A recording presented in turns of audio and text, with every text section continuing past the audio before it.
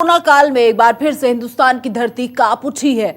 इस बार भूकंप का केंद्र थे पूर्वोत्तर के राज्य। आपको बताएं, 2 दिनों में मिजोरम सहित कई राज्यों में जलजले ने लोगों को दहला दिया है। मिजोरम में तो भूकंप ने काफी तबाही भी मचा दी है। इससे पहले आपको याद होगा, उत्तर भारत और गुजरात में लगातार लग रहे भूकंप के झटकों से अब लोगों की टेंशन और ज्यादा बढ़ गई है। देखिए कैसे।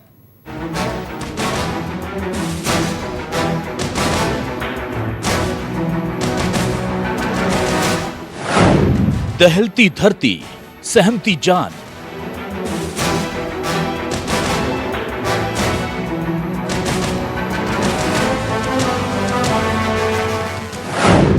लद्दाख से लेकर मिजोरम तक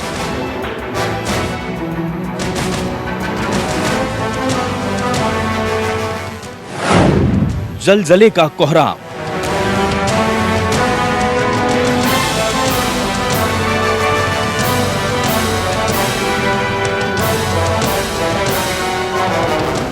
दो 2020 में कुदरत का मूड ऑफ है। कोरोना से लेकर बाढ़ तक किसी न किसी जरिए से इंसानों पर मार पड़ रही है। रही सही कसर लगातार आ रहे भूकंप के झटकों ने पूरी कर दी। पहले देश का उत्तरी भाग एक के बाद एक भूकंप के धमाकों से महीने भर दहलता रहा और अब पूर्वोत्तर के राज्यों में जमीन की हलचल से लोग हलाकान हैं।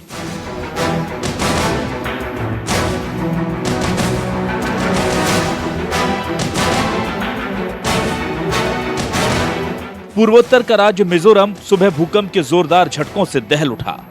भूकंप की तीव्रता रिक्टर पैमाने पर 5.3 दर्ज की गई। मिजोरम के मुख्यमंत्री जोरामथंगा ने बताया कि 12 घंटे में भूकंप के 2 झटके आए हैं। भूकंप से कई मकान और चर्च बुरी तरह क्षतिग्रस्त हो गए।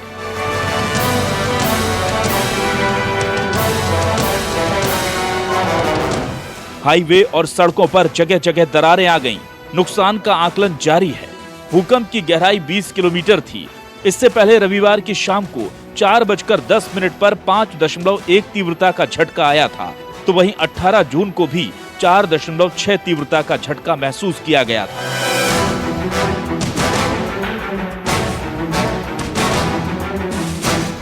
नेशनल सेंटर फॉर सिस्मोलॉजी के अनुसार भूकंप का जोरदार झटका सुबह 4:10 पर आया। इसका केंद्र भारत म्यांमार सीमा पर चंपई जिले में जोखावथर था। झटके राजधानी आइजोल समेत राज्य के कई हिस्सों में महसूस किए गए। जोखावथर में एक चर्च समेत कई मकान और बिल्डिंग को नुकसान पहुंचा है। इनर सरफेस पर एक दबाव पड़ता है और वो दबाव 100 ईयर्स में एक दिखता है। तो जो इनर सरफेस पर जो दबाव बनता है और उस दबाव की वजह से ऐसा कुछ नहीं होता है कि सडन मूवमेंट शुरू हो जाता है। वो मूवमेंट बड़ा स्लोली होता है और वो जो मूवमेंट होता है वो लेयर्स में होता है। तो ये जो लेयर्स में मूवमेंट होता है, ये छोटे छोटे ये के रूप में भूकंप के रूप में आते रहते हैं और वो रिक्टर स्केल पर उनका जो ये मेजरमेंट होता है वो अलग अलग होता है। तो हम ये नहीं कह सकते हैं कि वो जो लेयर्स और लेयर्स का जो कंपन चल रहा है उसकी वजह से कोई बड़े भूकंप की संभावना हो जाएगी, ऐसा कोई प्रिडिक्शन नहीं किया जा सकता। ऐसा नहीं कि यह पहला झटका था, बल्कि पूर्वोत्तर भारत के कई राज्यों में रविवार को भी भूकंप के झटके महसूस किए गए। असम के गुवाहाटी, मेघालय, मणिपुर, मिजोरम और त्रिपुरा तक भूकंप के हल्के झटके महसूस किए गए। रिक्टर स्केल पर भूकंप की तीव्रता 5.1 दर्ज की गई। भूकंप का केंद्र मिजोरम की राजधानी आइजोल शहर था। आइजोल के 25 किलोमीटर उत्तर पूर्व में भूकंप के केंद्र को बताया गया। इस दौरान नेशनल सेंटर फॉर सिस्मोलॉजी के मुताबिक करीब जमीन के 35 किलोमीटर नीचे से भूकंप की शुरुआत हुई। उधर शाम होते होते छत्तीसगढ़ से भी भूकंप की खबर आ गई। छत्तीसगढ़ और उड़ीसा की सीमा पर जगदलपुर इस भूकंप का केंद्र बताया गया।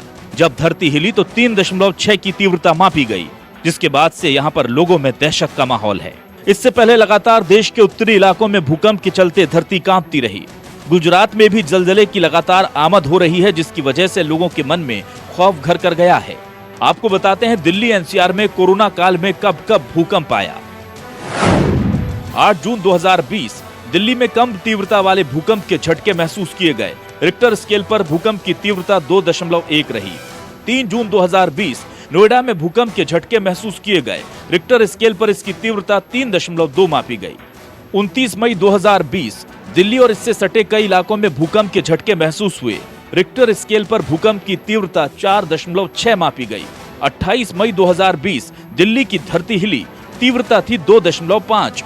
15 मई 2020 राजधानी में भूकंप के झटके महसूस किए गए।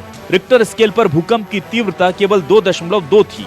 सिस्मिक प्लेट का गणित, भूगर्भ शास्त्र के नियम और विज्ञान का नजरिया, ये सब अपनी जगह, लेकिन जब धरती तिल भर भी हिलती है तो इंसान से लेकर जानवर तक की जान कलेजे में आ जाती है, क्योंकि एक झटका और हजारों जिंदगियों को तबाह होते हमने कई बार देखा है।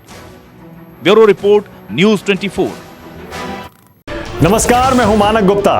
अगर आपको हमारा ये वीडियो पसंद आया हो तो इसे लाइक और शेयर जरूर करें और हाँ, हमें सब्सक्राइब और फॉलो करना ना भूलें ताकि आप देश और दुनिया की कोई खबर मिस ना करें। चाहे कोई ब्रेकिंग न्यूज हो या कोरोना वायरस से जुड़ी कोई भी अपडेट, पॉलिटिक्स हो या आपकी जेब से जुड़ी कोई खबर, इलेक्शन की कोई न्यूज हो, कोई कंट्रोवर्सी हो या फिर कोई वायरल वीडियो, सब कुछ मिलेगा न्यूज़ 24 पर। तो जुड़े रहिए हमारे साथ और देखते रहिए न्यूज़ 24।